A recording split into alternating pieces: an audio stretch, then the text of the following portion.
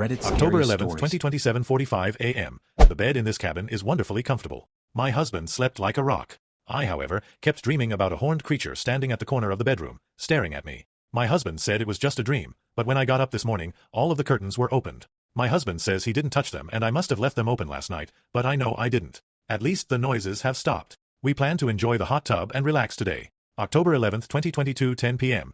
We spent the last hour in the hot tub. Very nice, but I kept seeing something darting among the trees. Even back inside, I feel like I'm being watched. My husband thinks I'm going crazy. Maybe I am. Yeah, I think you probably are. Maybe drink some beer and chill out. This page had started out with the same neat, tight writing of the entry before, but as the page went on, the writing became larger and more erratic, slanting across the page. The last entry on the page was the most haphazard looking. October 11th, 2028 p.m. The noises are back, but now there's chanting too. My husband says it's the neighbors, but it isn't a language we know.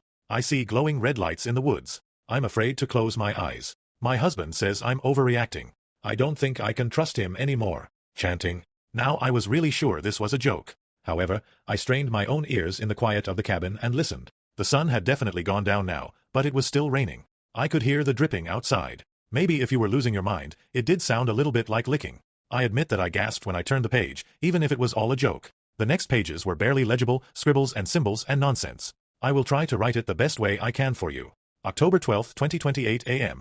I'm supposed to go home this morning. I can't believe I stayed in the wads all by myself all weekend. All of this alone time made me a little paranoid. I'm packing the book I found. It is still wet for some reason, like it has been in the rain all weekend. On second thought, I don't think I will leave. I want to stay here forever. I want to become one with LG.